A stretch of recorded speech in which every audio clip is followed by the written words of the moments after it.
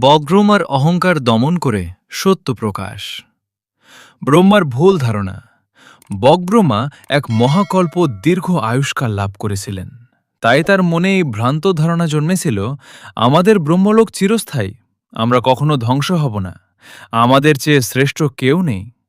এটি ছিল শাশ্বত দৃষ্টি, অর্থাৎ সবকিছু চিরস্থায়ী মনে করার ভুল ধারণা। ভগবা বুদ্ধ দিব্যজ্ঞানে জ্ঞাত হয়ে ব্রহ্মার এই ভুল ধারণাকে দূর করতে ব্রহ্মালোকে গমন করেন। তখন বগব্রহ্মা নিজের অলৌকিক শক্তি বুদ্ধকে দেখাতে লাগলেন।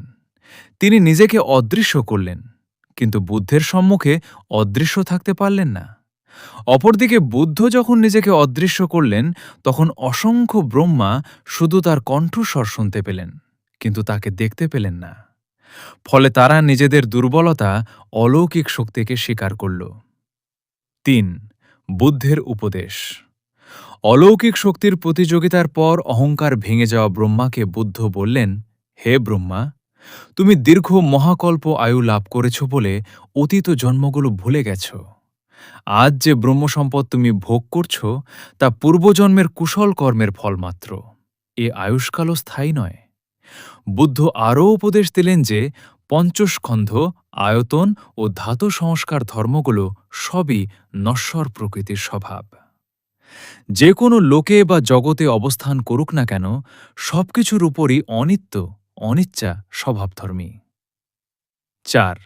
ব্রহ্মা ধর্মস্রোতে উপনীত। বুদ্ধের ধর্মদেশনা শুনে বগব্রহ্মা নিজের ভুল ধারণাকে ত্যাগ করলেন এবং আর্য সত্য উপলব্ধি করলেন।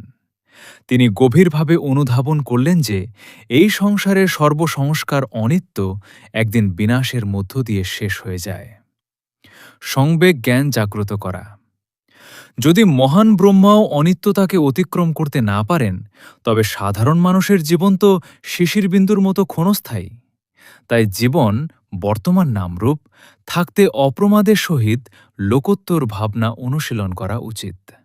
সবার কল্যাণ হোক।